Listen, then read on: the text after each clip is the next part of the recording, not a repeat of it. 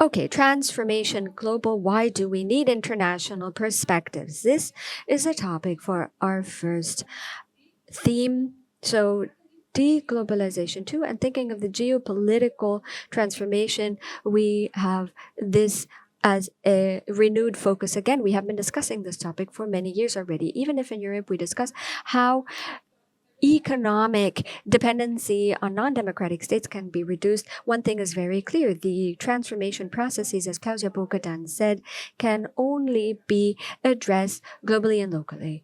And in many areas, we cannot even actively act without being aware of the consequences of our action in other parts of the world and for the people there.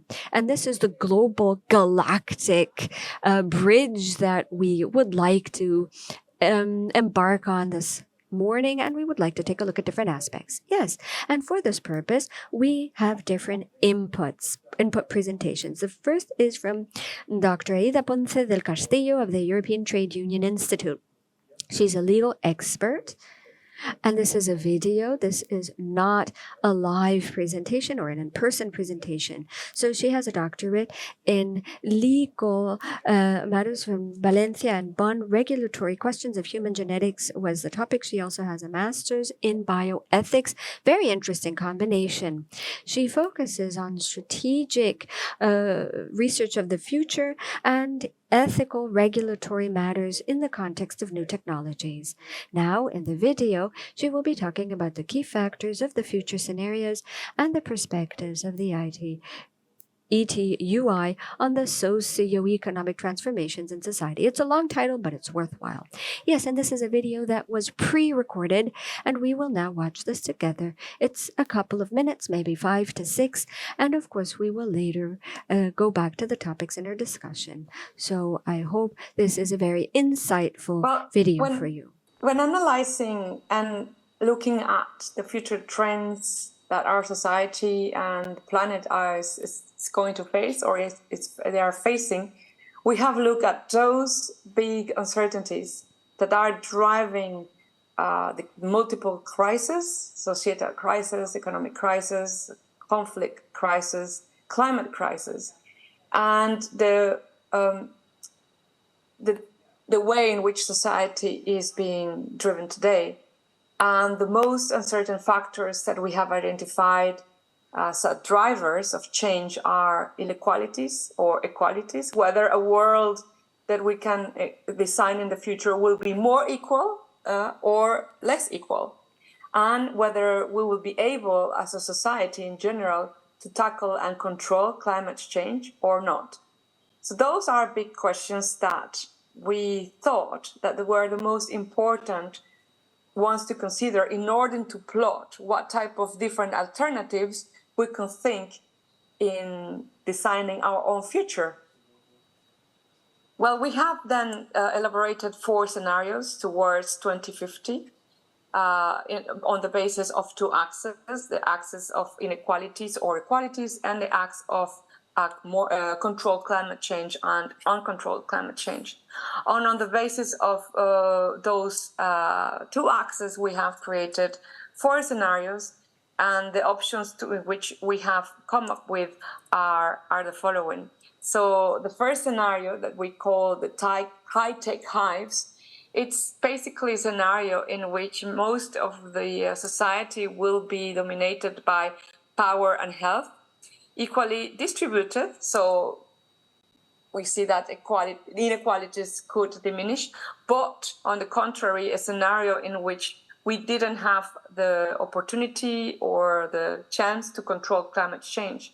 So on one hand, more equality and wealth distributed evenly, but in an uncontrolled climate change, which of course gives a lot of work to do for the next generation. So that's the scenario 1, which is high-tech hives. It's the idea of the bees controlling, the bee-like hive controlling the power in a society.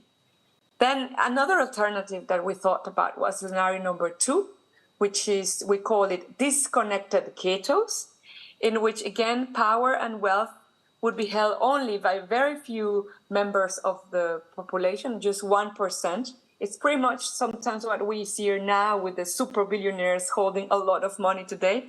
So that scenario is having, again, the same type of wealth monopoly, but with a more with again a runaway climate change. So we didn't manage in between today and 2050 to control climate change. So we have then in this scenario a very difficult situation with social inequalities and a very difficult situation with the climate and the environment. So this is why we call it disconnected the ghettos, because everything will be disconnected and disentangled at every level of the societal dimension. The third alternative that we come up with is the quadrant number 3, or the scenario number 3, which is called the green castles power, or the green castles, in which the power and the health will be, again, held by 1% of the population, hence castles. But on the contrary, the society achieved to control climate change. So we would have people living in very good situations, others not, but the climate change issue would have been managed, and the consequences of the environmental catastrophes will not be seen anymore. So a less equal society for a well-distributed actions regarding managing and controlling climate. And the last scenario, the last alternative, is the scenario number 4, which is about eco-villages. So by the name of the scenario, you can see that in this situation, the climate change was controlled, but and the equality and the wealth are more evenly distributed. So you can think about as a nicer scenario compared to the ones in which climate change is not controlled at all. And here we can see that, there could be more social cohesion if social inequalities are lessened. These are the 4 alternatives that we considered when talking about the 4 very difficult crises that we are living today. But the hope for all of you is to look at everything what is happening in the world with a very big lens, so that we can see all the dimensions of the human being from every little aspect, whether it's from a climate, environmental perspective, whether we have to include the financial situation, global inflation, whether we have to include issues about governance and democracy, and whether we have to look also at issues of technological development and innovation. And all these things, we have to have them in our radar, because it's the only way in which we can really anticipate the future comprehensively, in which we can anticipate the future with a lot of precaution and with interesting action points. We need to have all these dimensions all together at the same time. Thank you very much to Aída, because Aída really explained to us very clearly what it means if we speak about socio-ecological transformation. And these future scenarios show that there are alternatives, and they can also provide the basis for strategies. And we have the choice how to act. We have the choice to choose the direction first and then act accordingly. So thank you very much for providing us with this inspiration to Aída. Yes, thank you so much. And we will use everything that is provided to us as ideas, all the inspirational thoughts. They will not be lost, but they will carry us through the entire day and the different panels. And this is precisely what's going to happen for the second input, which is Professor Breno from Rio de Janeiro. We had a couple of technical hiccups, difficulties. These days we call it challenges. So we had technical challenges. And the video that we actually wanted to show you again is not lost. It's going to be retrievable on the media library, but unfortunately we could not get this ready for it this morning. On Professor Breno, he is a professor of political sociology at the Institute for Social and Political Studies at the State University of Rio. And the topic he intended to speak about, which is highly interesting because it also gives us the perspective of the global south, is that we also need to involve the peoples of the south for a socioecological energy transformation. Again, we will use elements from his input for the panels. We are especially happy that our third speaker is here with us. We will not see a video, but she will be here, right here. And now I would like to welcome Professor Dr. Vera Trappmann. She is professor at the University of Leeds Business School for Business Relations and Labor Relations. Before, she was a professor of business studies at the University of Magdeburg, and she is specializing in comparative studies of labor relations in Europe and also the impact on professional careers, focusing on precarious working conditions. This is what we're going to hear about in her input statement, because the division of labor is something that we will deal with to consider in the future, and international division of labor also requires international solidarity. And I believe that there is a great topic that we can use to illustrate this, and this is what Ms. Trappmann is dealing with. This is platform work. Here, international solidarity is especially important. And we are so happy to have her here. A warm welcome to you, Ms. Trappmann. Yes. Thank you, first and foremost, for having me. I am grateful that I have the opportunity to present the Leeds Index to you. This is something that we developed as a team in Leeds. We looked at protests of workers in the platform economy worldwide. For this, we developed a tool. This is publicly available, and I wanted to present this to you. We have a website that you can access, and then you might be interested in something. For example, what is happening in Berlin? What are the protest events that happened in the past? So you just click, and then you see that in that period of time from 2017 up to now, there were 16 protests in Berlin. And then you will receive some additional elements of information. You can zoom in and you can see here on the 29th of June of last year, there was something happening in Berlin, protests against Lieferando.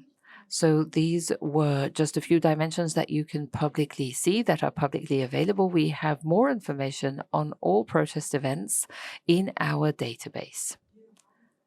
And we researched for all protests what was the driving factor, what was this about, working conditions, employment status, or occupational health and safety, etc. And we also tried to identify the form of protest. So was that demonstration, a lock-off, or a legal action? And how was this institutionalized? For example, were there new trade unions created or new works councils?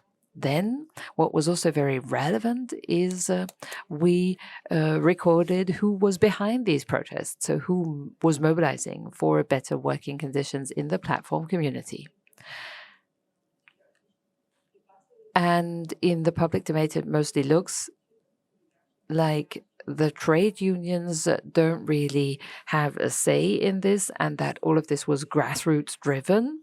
So this is why we differentiated very clearly between different players, whether these were spontaneous groupings of workers coming together or workers collectives, or were these new grassroots trade unions, and how many protests were also backed by traditional trade unions. Then we looked into the different countries, how many participants were involved, and how long did the protest take.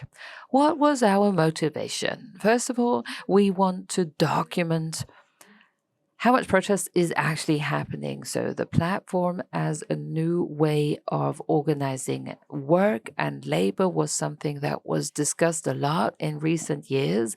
Initially, people said that there is hardly anything you can do against this control by algorithms. And then suddenly we saw that there were protests being held, and then we wanted to find out what was happening at the global level. And we wanted to analyze patterns and forms of protests so that we can also make available this information to socio-political stakeholders. And here we can show you quite a lot of analyses. First of all, we have the geographical spread of the protests. Mainly in Europe and Asia, we have a high concentration of protest activities. And we can also look at the temporal distribution since 2017, when we started recording data up to the beginning of last year. And you can see, for example, that during the pandemic, there was a major momentum in protest activities. And this was basically about a lack of PPE, but also the most pertinent question of the status, whether we are independent contractors or rather employees. And let me point to you the first results because they are very important. The main motivation for protests in the platform economy is pay and not the algorithm control. So in 63.4% of protests, this was the main driver. And the second very important outcome is that in 31.4% of cases of protests, trade unions were on board. So we could clearly see that they were very important players in this domain. So this includes the established or traditional trade unions and the new trade unions. There is hardly any cooperation between new and old trade unions. So this again might be a very important point to take up because there is a lot of work to do. And we see major differences throughout the world in the world regions. On the one hand, we have strikes and log-offs, which are very far spread in Asia and Africa. Demonstrations are most frequent in Latin America, and in North America, it's mainly legal action against platform companies, and in Europe, it's more or less balanced. When we look at the distribution of who is active where, we can see that the established trade unions are mostly active in Europe and Australia in the platform economy, and least active in Latin America, where we have workers' collectives as the most frequent initiators of protests. And in Asia, we have new trade unions that are the most active group of protesters. We have two dominant patterns of protests. First of all, we have the distribution conflicts that are the more established conflicts, and here the protests are initiated by the workers themselves, and mostly through strikes and log-offs. And when we speak about the regulation of working conditions, we have established trade unions that come in quite a lot. And very often we also have legal action that is taken to do with the employment status. And we have quite a lot you can read about this. We have a website. I have brought along a link where you can also look at the tool in greater detail. We also issued a couple of reports for ETUI and other organizations, and we are quite happy that our paper was also accepted with RES, one of the most important journals in our domain, where we also published our key outcomes, and we also create country analyses on a regular basis. We have a database with 2,000 entries at the moment that is then evaluated, and my colleague did this for Germany. We do this for every country or for individual companies, as Dennis Neumann did for Germany. And if you are interested in this, please get in touch with us, what company you'd be interested in or which country. There is the scientific analysis on the one hand, but on the other hand, we also want you to make use of this. So if you see the database and also realize that there is an event, a protest event that we did not enter, then you can also use our crowdsourcing tool. We are also trying to really give a good picture of what is happening globally. And you can also subscribe to our newsletter, of course, and you can also follow us on Twitter. So I hope that this is a good and reasonable tool that might also be used by social and trade union players. Thank you very much. So please stay up here, don't run away. We would like to have you right here at the center. And once you're here, Ms. Trappmann, we would also like to ask you 1 or 2 questions. So, solidarity and the platform and fighting for solidarity on the platform, this is what you are committed to. And it's also about visibility, to show people that you're not alone, but there are protests around the world. This is a great tool. A couple of years ago, we very intensely discussed the topic of platform work, and I have the feeling that this has become less. Does this have to do with the polycentric crises around the world, or do you think that the world itself has changed? Well, it has to do with the multiple crises that we have to deal with at the moment, and they are kind of overlapping with the actual issue that we discussed. Of course, there is some success, especially looking to Germany. We see works council creations in the platform companies, so there has been kind of a shift. But this is a struggle which has not been completed. I believe that this has to do with the shift of attention. You know, there are so many things that you have to pay attention to as citizens, and there are so many challenges every day. We will speak about international perspectives in greater detail, and you already started with the German perspective. You spoke about German successes, and sometimes it's difficult to analyze those successes with international companies, but we will also speak about the socioecological transformation and the international perspectives. What do you think is a very important aspect? When it comes to the socio-ecological transformation, I think it would be really important to me to have an international perspective and to really maintain this. Because on the one hand, we are confronted with the major challenge that we want to defend our location as a site for industrial production here in Germany. And on the other hand, everything is interconnected.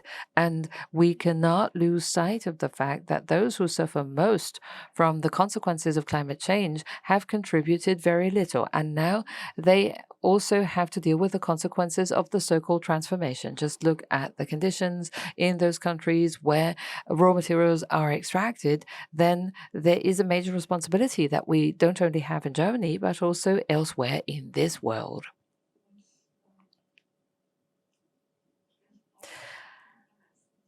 So climate change is, of course, a systemic issue, and we need to find systemic solutions. But let me also call upon those who are privileged to shoulder the responsibility and who are embarking on risky tracks in order to come to terms with the climate crisis. Thank you very much for being here. I believe that you're going to stay throughout the day, and I think that people can also try and contact you and ask you about the tool that you just presented. It is a great tool, and I think it will help many to intensify their protests. So thank you very much.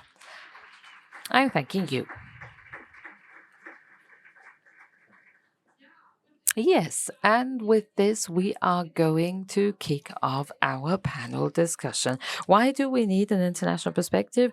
This is more of a rhetorical question, but we will now introduce 3 guests. Let me start with Bärbel Kofler. She is a parliamentary state secretary with the Federal Ministry of Economic Cooperation and Development. From 2016 to 2021, she was the federal government commissioner for human rights policies and humanitarian aid in the Federal Foreign Office. And we will certainly speak about the United Nations Sustainability Summit last week, because there were additional funds which were also pledged by the minister, and they should also be used in order to improve the situation of women and girls. A warm welcome to you, State Secretary Kofler.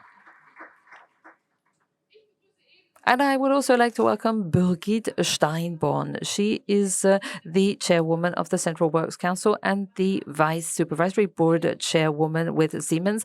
She's one of the most powerful women in Germany, some say. And since 1978, she's been with Siemens. And since 2008, she has been a member of the Supervisory Board.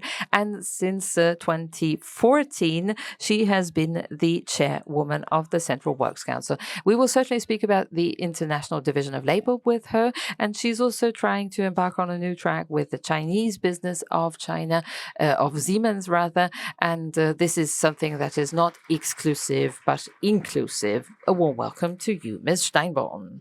And we would also like to welcome Thomas Fischer. He is the head of department of the German Confederation of Trade Unions. He is here to replace Elke Hannack, who has fallen sick. But we are glad to have him here. So his department is in charge of providing input for the major debates of our times by early recognition of future trends in society and also in the world of labor. And these are two spheres of work that are of pivotal importance for democracy and the social cohesion in our societies. A warm welcome to you as well.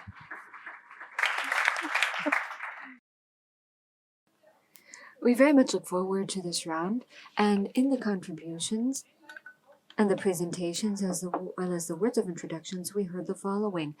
International Division of Labor, ever since globalization, is a very urgent topic, but there is a shift going on, particularly against the backdrop of a political reorganization in the world, thinking of into-democracies, anti-democracies, autocracies, also against the background of the global climate crisis. We are all affected by it, but to a different extent, depending on where we live in the world. The question is, do we have to take back some production processes and services, or how can we design the relationship with these countries? And at the same time, the supply chains and work processes are highly diversified and depend on the matter of, on the one hand side, what are the raw materials, and on the other hand, what is the labor that we have available.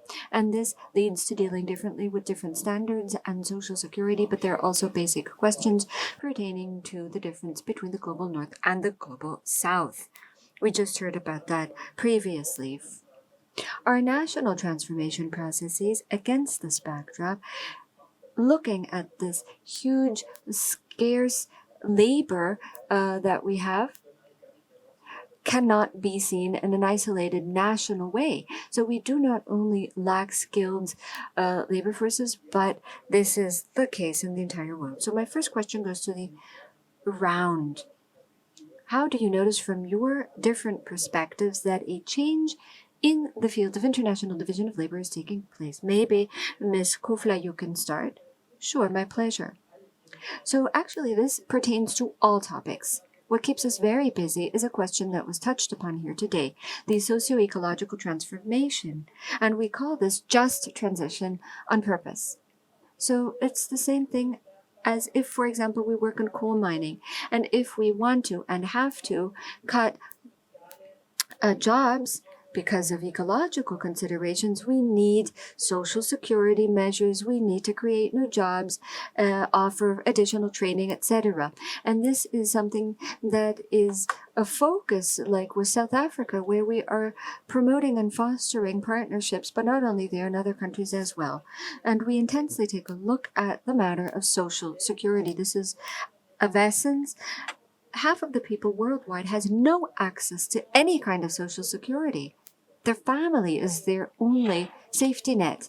It could be harvest fallouts, it could be health services, also how do people take care of old people. There is no social security. And that is why, how can we develop safety nets in this field? And internationally, this is something that keeps us very busy. How can we, for example, strengthen healthcare services, for example, to prevent a pandemic or prepare for a pandemic? So it's not only about the international cooperation, development cooperation funds that we always discuss, but it's actually also about what is the design of commercial treaties, what do we do on a European level, and also how can we strengthen the cooperation between employers and employees. We just saw the figures from the surveys. Last year I traveled to Bangladesh, and here trade union colleagues tell you how difficult it is to actually even organize, and how large the informal sector is. This is one problem, but also the freedom of assembly is something that is infringed upon, and this is a topic close to our hearts. We also want to strengthen the cooperation between trade unions. This is a topic that we very much focus on at the ministry. So there's a lot more too, but maybe this can suffice for the moment. Yes, I think we will touch upon more of these topics in our conversation, but I would like to now address Ms. Steinborn. Where do you see these changes above all? Well, maybe I can start by giving an example, and this example specifically relates to Berlin. International division of labor and international direction of companies is something that we have known for a long time. We have been living with this, if you will, for a long time. And a couple of years ago, I think it was 4 or 5 years ago, that there was this question: will Siemens invest in the site of Siemensstadt in Berlin, because there are major sites of production there, the biggest site of production of Siemens worldwide in a city? Or will Siemens leave Berlin and go to Singapore? That was the question back then. And back then, with the predecessor of the current mayor, I had a conversation, and he said it was just Siemens bluffing. If they say, oh, if we do not reach an agreement with the city, we will leave. And Singapore is also a beautiful city. And then I said, no, they're not bluffing. It's not a trick. This is a discussion we're having the entire time, not as necessarily the Central Works Council, but also in the supervisory board. And I wondered about the fact that there is not a lot of awareness on behalf of politicians of the fact that there's a global perspective regarding the board of such a big company. And what has changed in the meantime? Well, the geopolitical challenges are different. That is absolutely clear, as well as the dependence on China. At Siemens, there's not that huge of a dependence from China. But of course, this is not supposed to be further promoted. We talk about diversification. This means that the production sites are distributed across the world so that you can always supply the chain. There's one more thing I would like to mention because it may not be clear to many people. Siemens in Germany is well known. But Siemens has 360,000 employees within the entire enterprise, and 86,000 of these in Germany. In other regions, it would be a quarter each. So basically half in Europe, including Germany. In the Americas and Asia, it would be the other half broken down correspondingly. There is a strategy of the board which is also new. So ever since we have the new board as well as the new CEO, which is called Degree, the goals set would be based on a socio-ecological focus. Decarbonization, E for ethics, G for governance. This is the acronym explained, and governance also would be the recognition of workers' representatives. R is for resource efficiency, E for equity, so equity including diversity, and the other E in Degree for employability, which is further and additional training. We support this, and there are things in common, but I come from the side of the workers' representatives, and I can only say these are nice, colorful slides, but the discussion starts when it's about the implementation, and I'm sure that I could present some examples on this. So first of all, new division of labor carries a risk, but on the other hand, it also comes with opportunities. Siemens just invested 1 billion in Germany. They announced this. So this is an opportunity to strengthen Germany as a site of innovation. And it is a risk because it's not automatically, it doesn't happen automatically that China or the Americas can supply Germany with goods. And there could also be innovation and development hubs, for example, set up in India. Wow, that contained a lot of information. We would have so many questions, but we just would like to complete the round of introductions. And that's why, Mr. Fisher, the question goes to you. Well, there is a change in division of labor, and there are two things that I would like to comment on. Economic dependency would be one aspect. Currently, we are specifically focusing on fossil fuels because of the Ukraine, and we want to end the dependency from Russian exportations. But it is wrong to assume that the dependency would become less if we switch over to renewables. I think it's the opposite that will take place. Rare earths, minerals, etc., everything we need for the hardware from, for example, wind power plants and solar energies makes us dependent because of the raw materials we need for this. We also have to be a bit careful and cautious so that we do not slide into the dependency with the same countries that we currently have. Primarily, China and Russia are mentioned. In China, 60% would be rare earths from the mines, and also the processing would be 60% of these rare earths. And we need these for green hardware. Talking about Russia, here it's aluminum, for example, that we urgently need to develop the green hardware. So we will not be able to cut that off, but we have to diversify. And that's why the Global South is something we have to focus on more. And that is why I think it's such a pity that the author of the Manifesto of the Global South is not present. We do have a lot of possibilities to contact and cooperate with the Global South, but something should not happen. We cannot continue business as usual where we have a double exploitation in the Global South.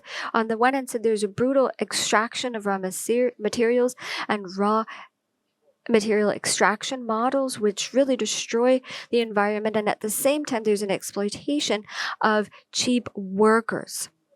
We have international trade agreements, we have bilateral energy, hydrogen, raw material partnerships, particularly also in Latin American countries.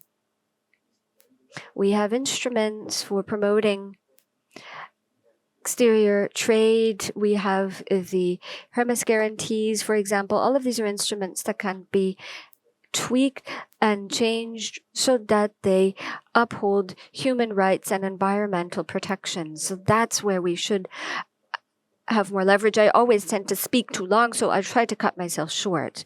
Another question is, if we talk about the new design of labor division, and we as trade unions say we need this division of labor, but we do not need a globalization based on a very well-known pattern, and that the market is the one setting the rules. What we see amongst the economic experts is that there's more and more insight that if we design international trade relationships, the government has to take a more relevant role in designing the policies and the regulations and rules.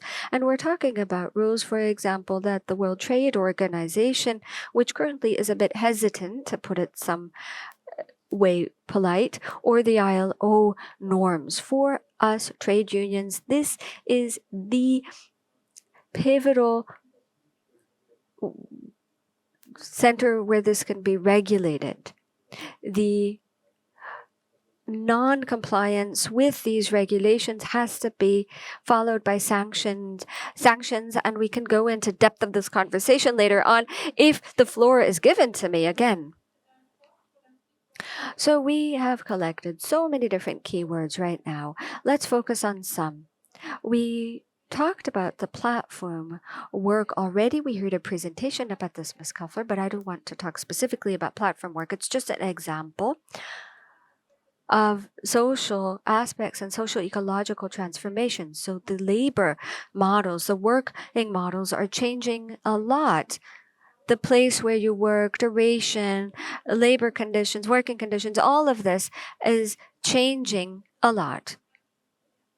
I already talked about the UN Sustainability Summit, but my question, for example, is I mean, sustainability is probably an ecological focus, but how can the socio-ecological context be discussed, as well as working conditions, and also a change in the organization of labor? Well, first of all, I think we have to do away with the misconception that sustainability only has something to do with the environment. Of course, there is a very important link, thinking of planetary borders and the necessary transformation. But there are just as many goals, at least when it comes to the SDGs, focusing on social and labor matters. And SDG 8, it's about good work, good labor worldwide. And this is part of lots of programs by now. And here questions like, for example, the supply chain conditions, what this should look like. Do we want to just transport the exploitation from the 19th into the 20th century? I have seen how children work in coal mines with little donkeys, things we have seen in pictures from the 19th century. This still exists. We just transfer it into other areas of the world. So anyone who wants to fight poverty, hunger, has to focus on this. SDG 10 is the one underestimated, and this is about the inequality in the countries regarding distribution as well as worldwide. And that is why it has a lot to do with the labor work and the social situation. This is something we have to address.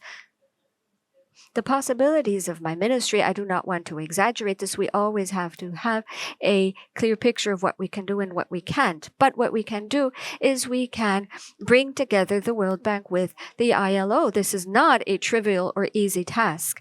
And to bring them together in a way that you use the financial resources of the World Bank, so that what ILO is claiming, the job accelerator, for example, so that we can bring these together, so that we have the expertise on behalf of ILO, and the World Bank should finance this. For example, this is what the World Bank meeting in Marrakesh will focus about. The last 2 UN summits also focused on this.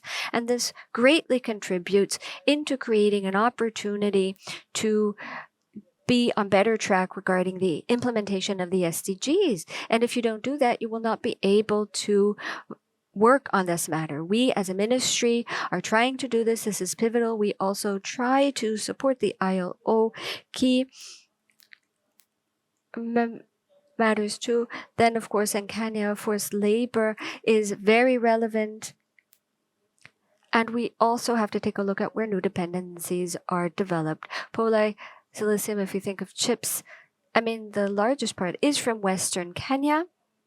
And on the other hand, the working conditions that I see in many countries of the global south are driven by 80% of the people working in the informal sector, and that we have a new young generation every year that is new to the labor market and is looking for jobs. So being able to implement these goals is absolutely of essence. And against this backdrop, I can also say that probably we're at the beginning only, but how can we strengthen the workers' representation in the global south is of the essence for us. Yes, Ms. Steinborn. Yeah, I would like to follow up on this. I believe that, particularly if we're talking about a global company like Siemens, which has to follow German or European law because it's a stock listed company, it is important to also strengthen the rights of the workers' representatives here, because we can also take influence via our mandates in the supervisory boards, as well as our knowledge as to what happens in practice. And this requires a change in the statutes of the workers' representatives. The Supply Chain Act alone would not be sufficient. We need more rights when it comes to co-determination. The right, for example, to receive information about other parts of the world in Germany. Siemens, of course, has a European Works Council, the European Committee. We also have an international frame agreement. IFA,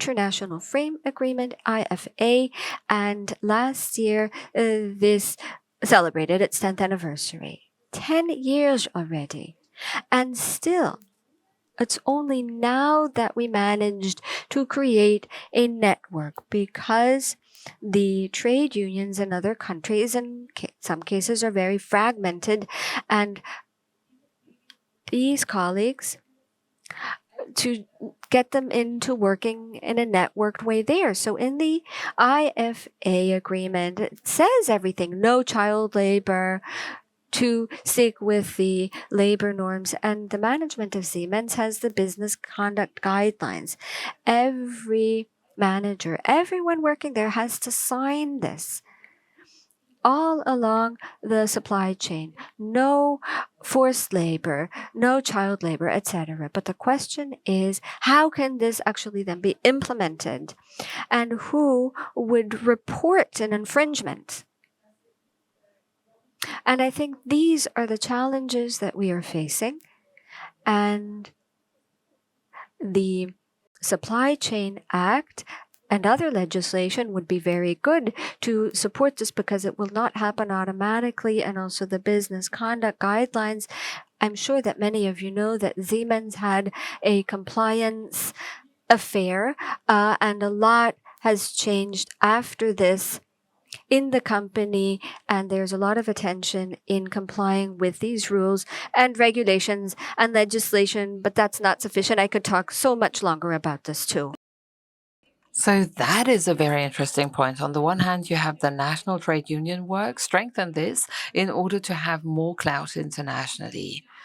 And I just thought about the scenarios that Ms. Ponce de Castillo was presenting. So there is kind of an orientation which way to go if you want to achieve certain things.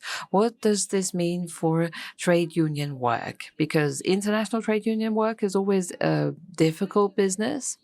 What does this mean for you and for your future strategy?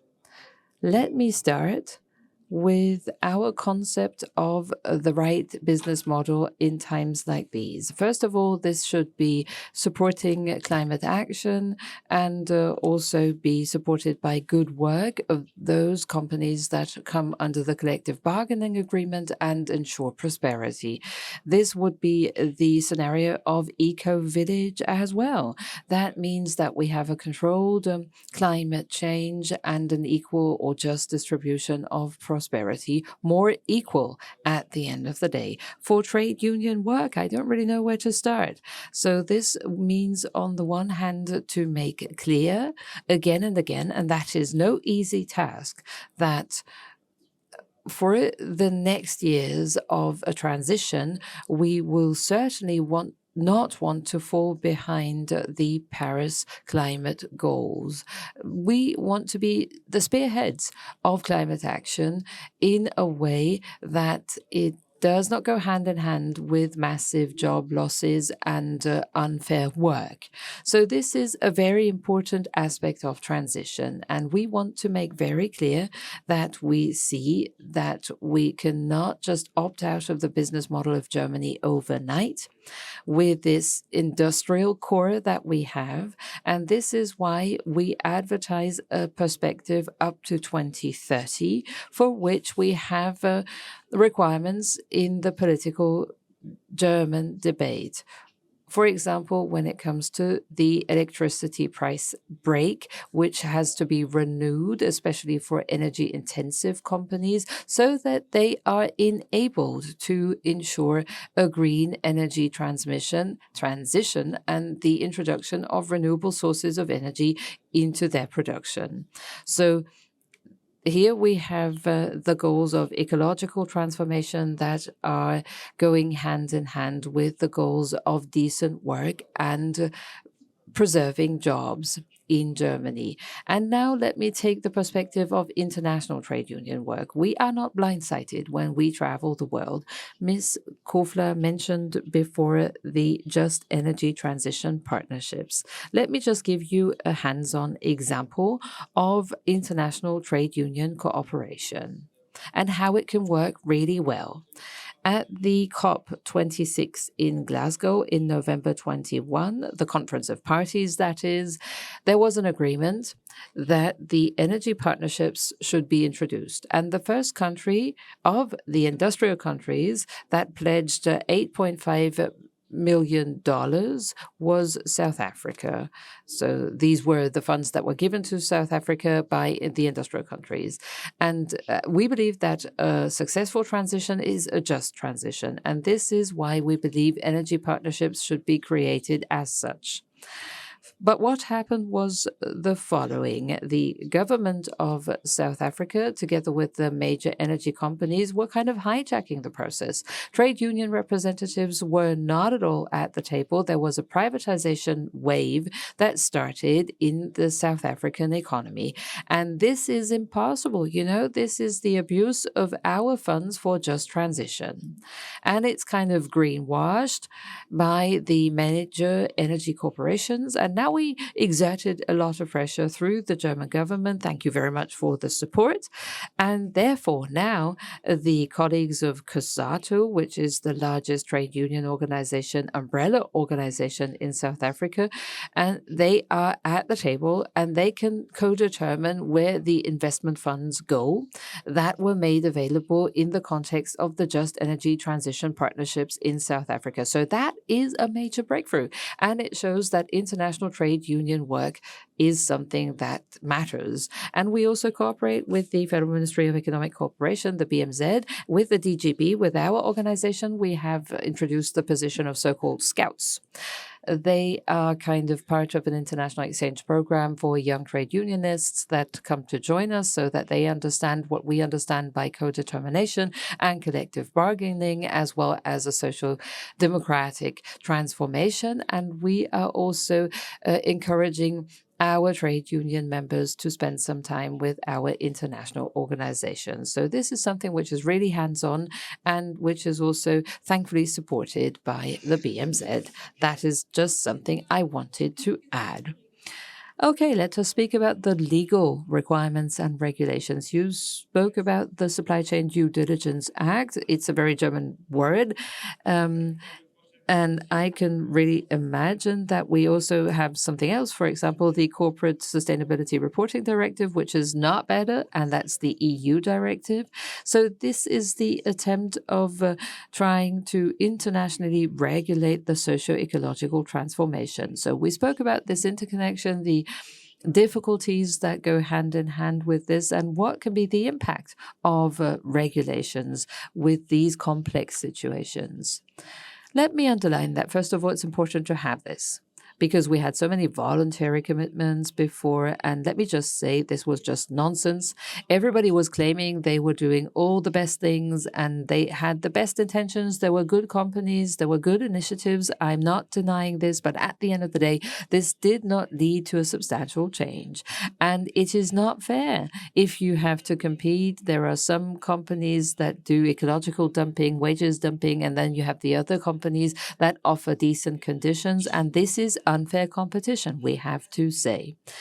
So I am a major advocate of the Supply Chain Due Diligence Act, and we fought for this a lot in the Foreign Office back then and also in the BMZ with my predecessor. I think it's a very important thing. Since 1st of January of this year, it is in effect. Now it needs to be controlled. Sanctions need to be imposed. And there is a clear catalogue of fines that can be imposed.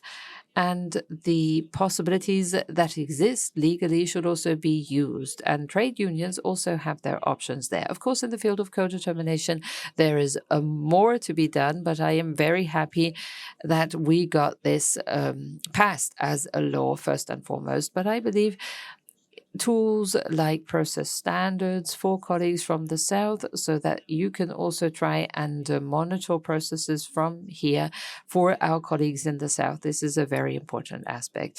And with everything, there is, of course, some way to go. Certainly, we can improve. And the BAFA that is in charge of monitoring this has clearly received more resources. They are doing a lot of work. I can only encourage trade unions to get in touch with works councils to start a discourse so that they can identify their options about what can be done in cooperation with the colleagues from the South. And with the European directive, I hope that a couple of things will be regulated. For example, responsibility and liability in the field of civil law and ecological standards should also be increased. This is something that is only just an annex to our law.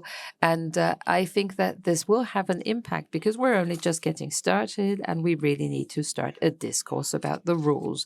This is not so trivial, especially not with the countries from the south, because they say, well, you are applying standards that we cannot respect and you just want to exploit us like this is neo-colonial exploitation. So we really are being accused of this, and we need to work with the partner countries so that they are put in a position to fulfill, to respect those standards. So here again, development cooperation is demanded, and we also need to educate and show partner countries how they can do this. We have a German help desk, and we would like to make this a European help desk, a European initiative where together with companies, with rights holders, with trade unions, as well as governmental and non-governmental organizations, we can offer help desk services so that you can really receive information about grievance mechanisms and the rights that you have. And I believe that there is a lot of work, but I'm convinced that without these rules, this is not possible.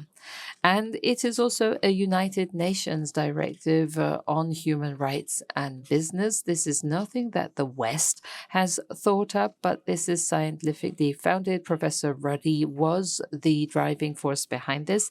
Professor Ruggie was the driving force behind this. I believe it is not a magic bullet, but I think it is one of the things that we can use. And it also gives us policymakers the opportunity to speak about such things like labor laws and how capacity building can be done, what can be done in order to reach better regulations. And this is very important in our political work. So before you said you were in Bangladesh. This, of course, is a law that requires some time. But what was your first-hand impression? Is there something that is trickling down? Is there something that is noticeable? What are the time horizons we need to get used to? I have not been contacted so much about a German law internationally than I was about this one. And there were also the textile associations representatives that were contacting me about this. There are strong trade unions in Bangladesh as well. And it is very important to discuss with our trade union representatives to find out how their room for maneuver can be increased and also talk to the business owners. You also want to sell good products, you want to evolve.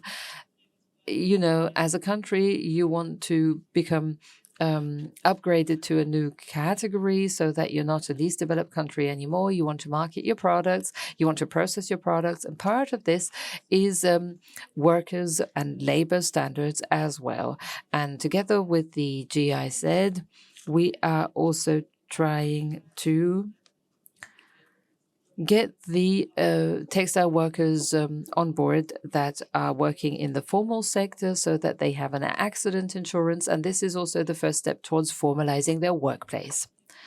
We hope that there will also be another effect, and I believe that the freedom to unionize will be a next topic to be addressed because, you know, trade unionists sometimes they are even threatened by being injured or being attacked, and this is a topic that needs to be addressed as well. That is so interesting. Let me just add the corporate perspective. I know that this is a flanking measure. It is good. With Siemens, we had the business guidelines before. We have the International Framework Agreement, where many essential elements that are now cast in law were part and parcel of the agreement. But the question is, how is this going to be implemented? For example, this should not be a bureaucratic monster. This is what employers keep saying, and I can understand this. For example, you know, we have one smoke detector that has 28 different parts that come from subcontractors. And now we need to check very precisely what are the suppliers. Digitalization can help us. And where do the suppliers source their materials? So this is a huge bureaucratic effort. And at the end of the day, it also needs to be backed by a business plan once you want to make changes. And we want to make use of this. This brings me to skilled labor because, you know, the turnover, for example, in India, in South America, is immensely high. And Siemens is competing with other companies there. And for its employees, Siemens wants to create good working conditions so that the turnover is not so high. We traveled to India recently and we looked at the situation.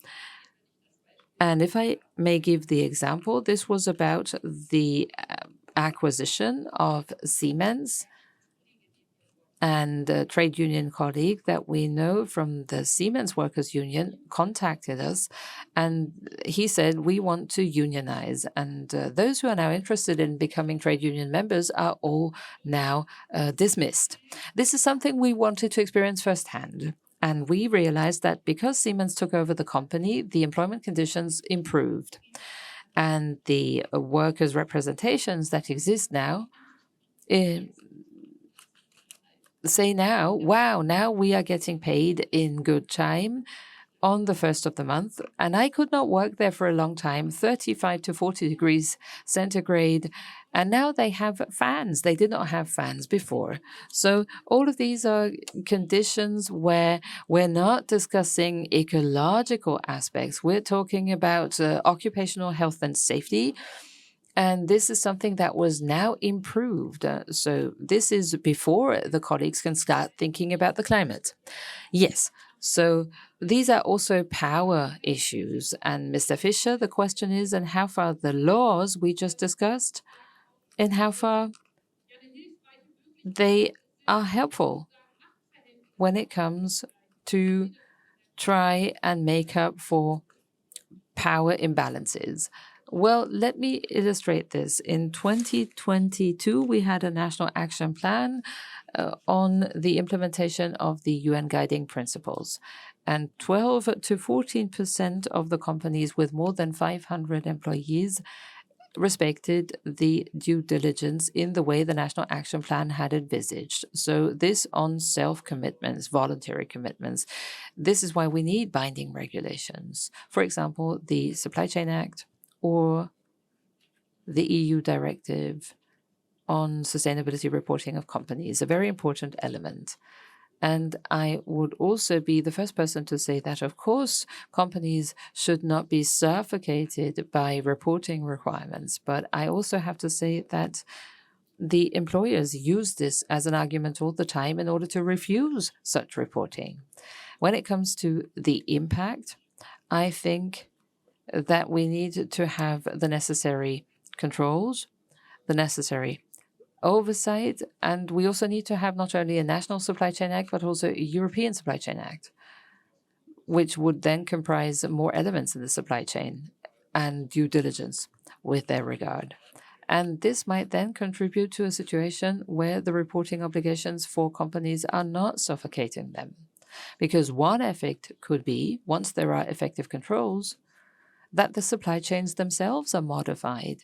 The number of subcontractors might be, or intermediaries might be reduced, and also the ecological footprint might improve. So when it comes to the complexity of supply chains, this might also have a positive impact. And now, let me add some water to the wine. What we are observing at the moment, and this holds true for the European Supply Chain Act, which is going into the trilogue.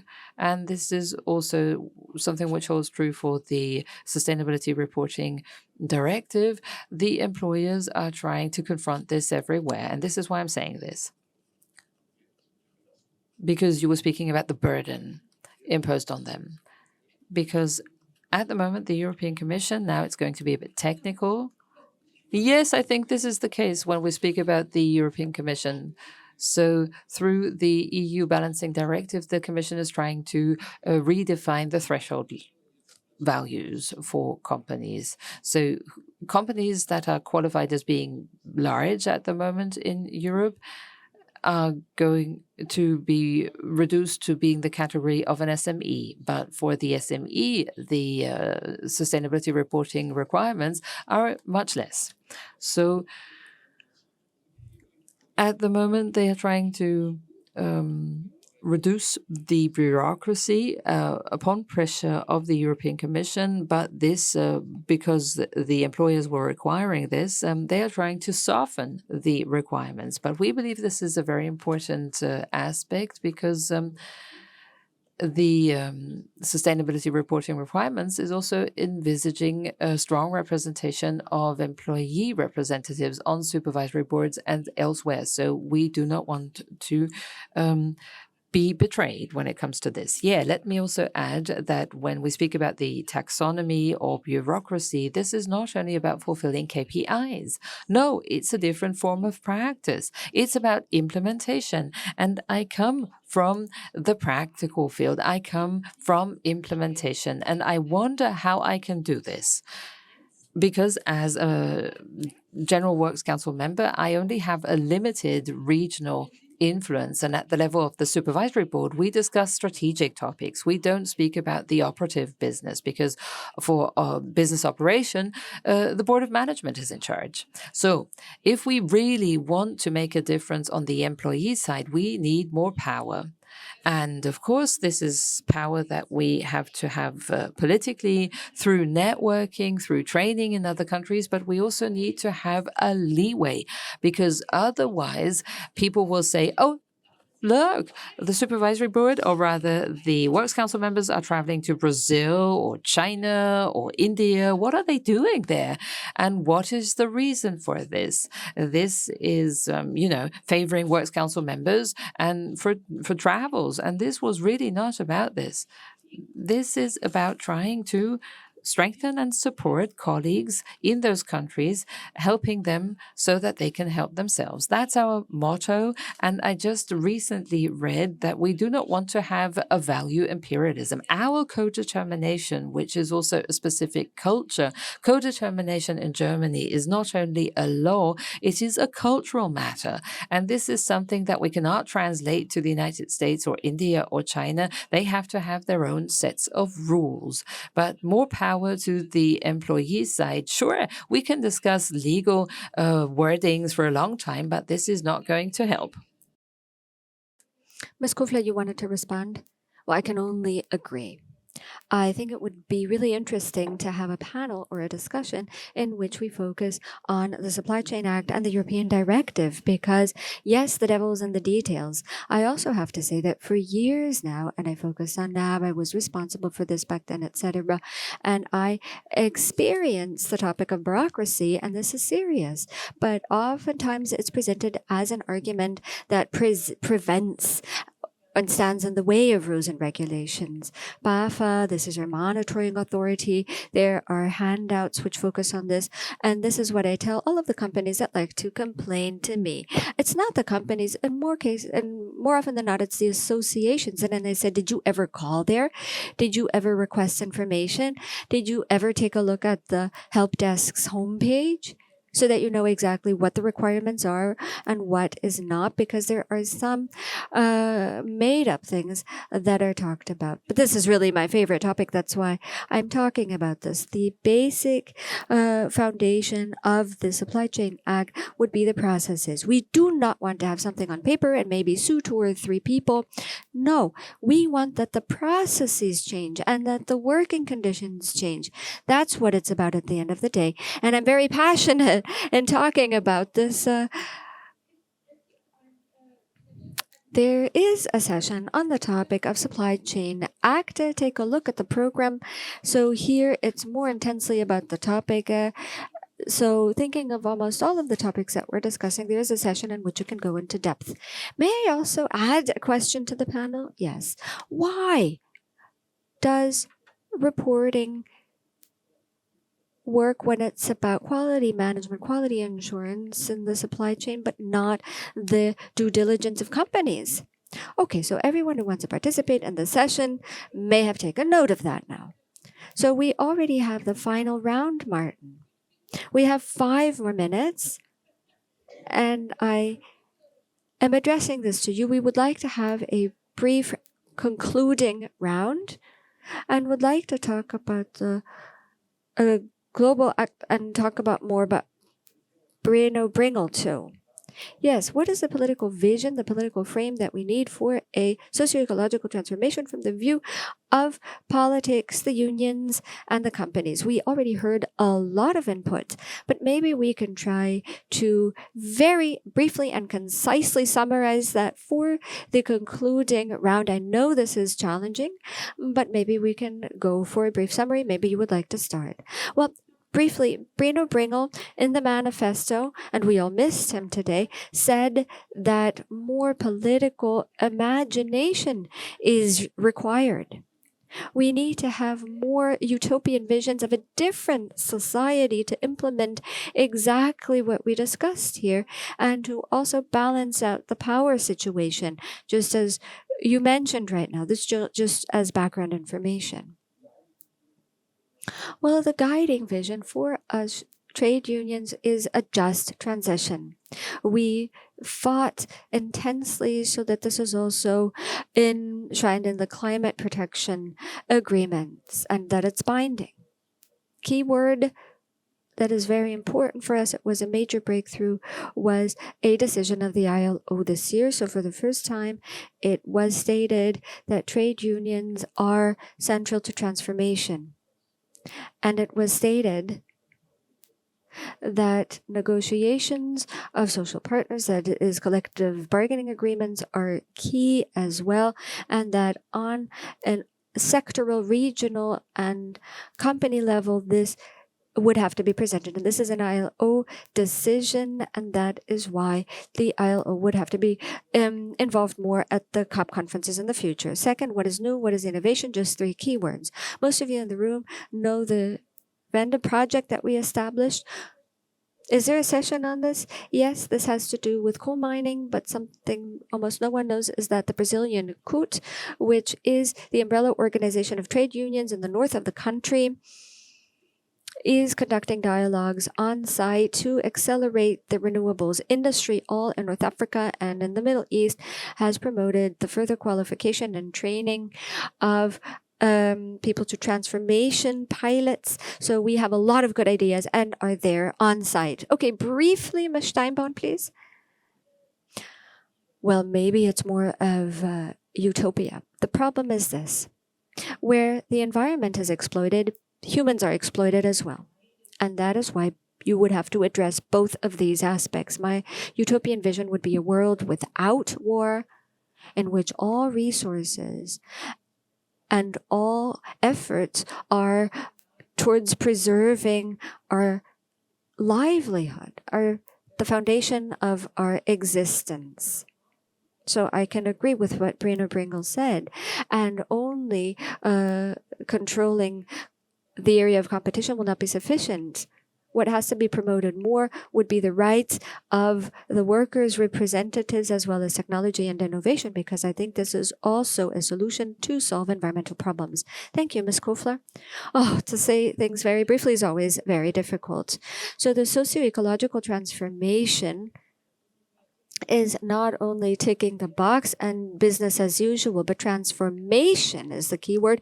This means I have to change something about the structures and the power situation. As a legislator, that's not always that easy because of the devil in the detail that we already discussed.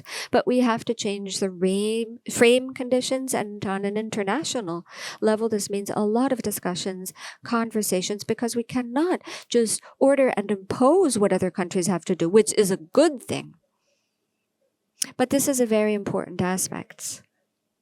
And there's one aspect we have not discussed at all. I'll just mention it here because we also conduct a feminist development policy or politics. And this is a wish I have, and it shouldn't be utopia. And I do not want to wait for 300 years until we have equal rights for men and women. I still want to experience this during my lifetime. Okay, thank you very much for this last aspect you just mentioned, Ms. Kofler. Thank you to everyone for this wonderful conversation and the passion that all of you have. Thank you very much. Thank you very much.